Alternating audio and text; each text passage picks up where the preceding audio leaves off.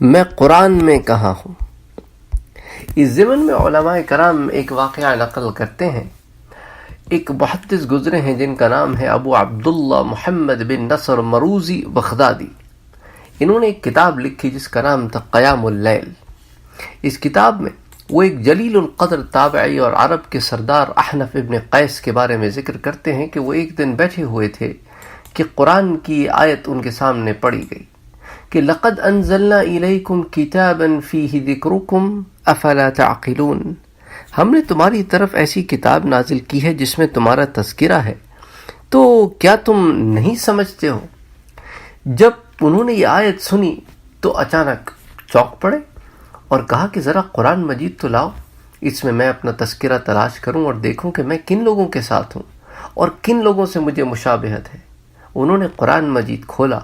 کچھ لوگوں کے پاس سے ان کا گزر ہوا جن کی تعریف ان الفاظ میں کی گئی تھی: كانوا قليلا من الليل ما يهجعون وبالاسحار هم يستغفرون وفي اموالهم حق للسائل والمحروم.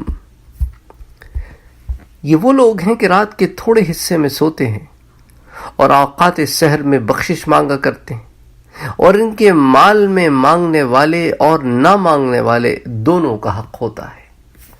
پھر یہ ذرا آگے چلے. ان کو قرآن میں کچھ اور لوگ نظر آئے جن کا حال کچھ یوں لکھا گیا تھا: تتجافى جنوبهم عن المضاجع يدعون ربهم خوفا وطمعا ومما رزقناهم ينفقون. کہ ان کے پہلو بچھونوں سے الگ رہتے ہیں اور وہ اپنے پروردگار کو خوف اور امید دونوں کیفیتوں میں پکارتے ہیں، اور جو مال اللہ نے ان کو دیا ہے اس میں سے خرچ کرتے ہیں. وہ آگے بڑھے. کچھ اور لوگوں پر سے ان کا گزر ہوا. ان کا حال کچھ یوں تھا کہ والذین یبیتون لربہم سجدا وقیاما. ان کا حال یہ تھا کہ جو اپنے پروردگار کے آگے سجدہ کر کے اور عجز و ادب سے کھڑے رہ کر راتیں بسر کرتے ہیں. پھر وہ اور آگے چلے. کچھ اور لوگ ان کی نظر سے گزرے اور جن کا تذکرہ ان الفاظ میں کیا گیا تھا کہ الذین ينفقون فی السراء والضراء. یہ وہ لوگ ہیں جو حالات ان کے اچھے ہوں یا تنگ ہوں، ہر حال میں اپنا مال اللہ کے لیے خرچ کرتے ہیں. والکاظمین الغیظ. اور ان کا حال یہ ہے کہ اپنے غصے پر قابو رکھتے ہیں. والعافین عن الناس. اور لوگوں کو معاف کر دیتے ہیں. واللہ یحب المحسنین. اور خدا نیکوکاروں کو دوست رکھتا ہے. پھر کچھ اور لوگ ملے جن کے حالات کچھ یوں بیان کیے گئے تھے: وَيُؤْثِرُونَ عَلَىٰ أَنفُسِهِمْ وَلَوْ كَانَ بِهِمْ خَصَاصَةٌ. اور وہ لوگوں پر خرچ کرتے ہیں، لوگوں کو پریفرنس دیتے ہیں حالانکہ ان کی اپنی حالت تنگ ہوتی ہے. وَمَن يُوقَ شُحَّ نَفْسِهِ. اور جو شخص حرص نفس سے بچا لیا گیا، فَأُولَٰئِكَ هُمُ الْمُفْلِحُونَ. تو وہی تو یہ لوگ ہیں جو فلاح پانے والے ہیں.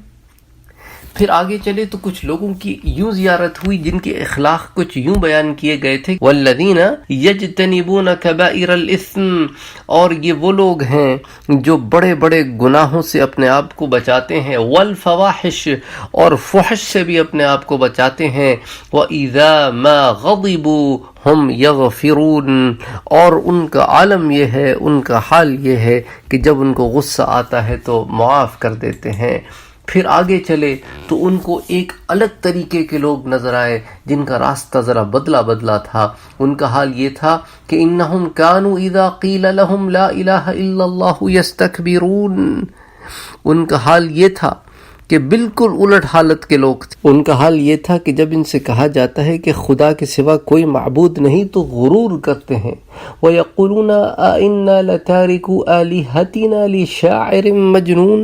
اور کہتے ہیں کہ بھلا ہم ایک دیوانے شاعر کے کہنے سے کہیں اپنے معبودوں کو چھوڑ دینے والے ہیں. پھر ان لوگوں کا سامنا ہوا جن کی حالت کچھ یوں تھی: وَإِذَا ذُكِرَ اللَّهُ وَحْدَهُ اشْمَأَزَّتْ قُلُوبُ الَّذِينَ لَا يُؤْمِنُونَ بِالْآخِرَةِ.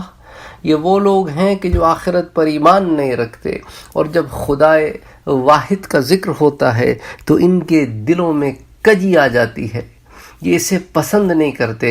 وَإِذَا ذُكِرَ الَّذِينَ مِن دُونِهِ. اور جب خدا کو چھوڑ کر غیر کا ذکر ہوتا ہے، اِذَا هُمْ يَسْتَبْشِرُونَ. تو یہ پھولے نہیں سماتے.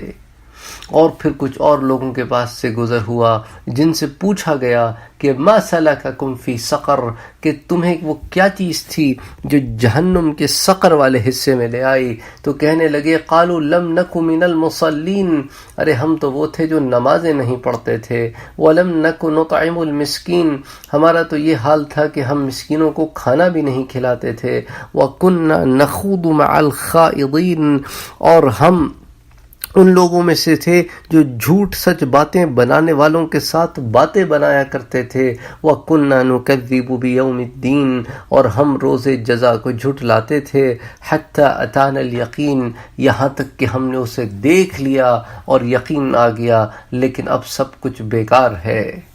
جب اس مقام پر پہنچے تو کہا کہ اے میرے رب، اے اللہ، ان لوگوں سے تیری پناہ، میں ان لوگوں سے بری ہوں۔ پھر اس کے بعد قرآن مجید کے کچھ اور اوراق کو الٹے اور اپنا تذکرہ تلاش کرنے لگے، یہاں تک کہ جب ان آیات پر پہنچے تو ٹھہر گئے۔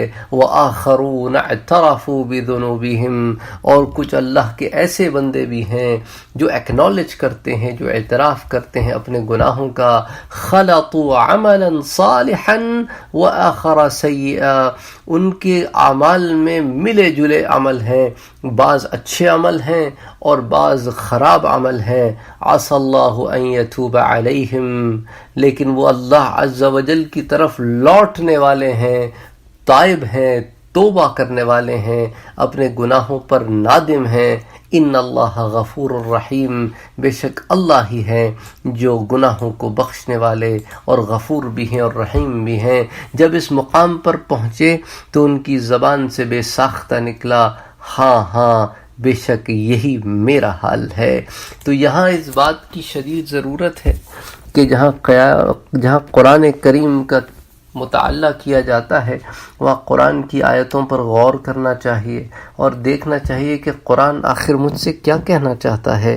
اسی لیے جب پہلی وحی حضور صلی اللہ علیہ وآلہ وسلم پر آئی وہ کیا تھی؟ وہ یہی تو تھی کہ اقرا، پڑھیے اس رب ذوالجلال کے نام سے جو بزرگی والا ہے، جو بنانے والا ہے، اور اس نے انسان کو بنایا اس چیز سے جو اس وقت کے لوگ سمجھ بھی نہیں سکتے تھے، علق، اور پڑھیے اپنے رب کے نام سے جو کہ بڑا اکرام والا ہے، اور جس نے انسان کو قلم سے سکھایا اور وہ سکھایا جس کو وہ جانتا نہیں تھا۔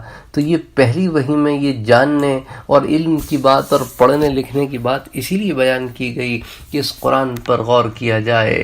تو پھر قرآن خود کہتا ہے افلا یتدبرون القرآن، تو کیا تم پھر قرآن پہ غور و فکر نہیں کرتے، تدبر نہیں کرتے، ریفلیکٹ اپون نہیں کرتے؟ ام علی قلوب اقفالها، یا تمہارے دلوں پر تالے لگے ہوئے ہیں؟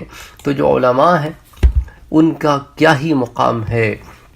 ایک حدیث ہے، اس کو امام طبرانی نے بھی روایت کیا ہے، امام بیہقی نے بھی روایت کیا ہے، امام حیثمی نے مجمع الزوائد میں روایت کیا ہے، اور امام منذری نے الترغیب والترہیب میں روایت کیا ہے۔ حضرت ابو موسیٰ اشعری رضی اللہ تعالی عنہ فرماتے ہیں کہ قال رسول اللہ صلی اللہ علیہ وسلم، حضور اکرم صلی اللہ علیہ وآلہ وسلم نے فرمایا، یبعث اللہ العباد یوم القیامہ، اللہ عز و جل یوم قیامہ کے دن اپنے بندوں کو اٹھائیں گے، اور پھر اٹھانے کے بعد کیا کریں گے؟ ثم یمیز العلماء، پھر علماء کو الگ چھانٹ لیں گے، فیقول، پھر ان سے کہیں گے، یا معشر العلماء، اے علماء کی جماعت، انی لم اضع فیکم علمی وانا ارید ان اعذبکم، تمہیں میں نے علم اس لیے نہیں عطا کیا تھا کہ اس کے بعد تمہیں میں عذاب دوں، اذهبوا فقد غفرت لکم، بلکہ میں نے تمہیں علم تو اس لیے دیا تھا تاکہ تمہاری ہدایت کا سامان کروں، کیونکہ میں تمہیں جنت میں بھیجنا چاہتا تھا، تو جاؤ میں نے تمہیں بخش دیا اور جاؤ اب جنت میں جاؤ۔ یہ وہ علماء ہیں جو اپنے علم پر عمل کرتے تھے۔ اسی طرح وہ آدمی جو علم کا طالب ہو، اس کے ضمن میں جو حدیث آئی ہے اس کو بھی امام طبرانی اور امام بیہقی نے روایت کیا ہے، امام منذری نے الترغیب والترہیب میں روایت کیا ہے، امام حیثمی نے مجمع الزوائد میں روایت کیا ہے، اور امام قضاعی نے اس کو مسند الشہاب میں روایت کیا ہے۔ عن واثلة ابن الاسقع رضی اللہ تعالی عنہ بیان کرتے ہیں، قال رسول اللہ صلی اللہ علیہ وسلم، حضور نے فرمایا، من طلب علما، جو علم حاصل کرنا چاہتا ہے، فأدرکہ، پھر اسے حاصل بھی کر لیتا ہے، کتب اللہ لہ کفلین من الاجر، تو اللہ ایسے شخص کے لیے دگنا اجر لکھ دیتے ہیں۔ وَمَن طَلَبَ عِلْمًا فَلَمْ يُدْرِكْهُ، اور جس نے علم حاصل کرنا چاہا مگر حاصل نہ کر سکا، تو کتب اللہ کفلا من الاجر، تو اللہ اس کے لیے ایک گنا اجر لکھتے ہیں۔ تو یہ علم حاصل کرنے کی چاہت کا بھی اجر ہے، بے شک وہ تم تک نہ پہنچ سکے۔ تو بہرحال ہمیں اس بات پر غور کرنا چاہیے کہ اللہ عز و جل نے یہ جو کتاب اتاری ہے، اس میں ہم سب کے لیے ہدایت کا سامان ہے، اور ہم اس کتاب میں کہاں ہیں تاکہ ہم اپنی اصلاح بھی کر سکیں اور ہدایت کا معاملہ بھی کر سکیں۔ وما علینا الا البلاغ۔ اللہم صلی علی سیدنا محمد صلی اللہ علیہ وسلم۔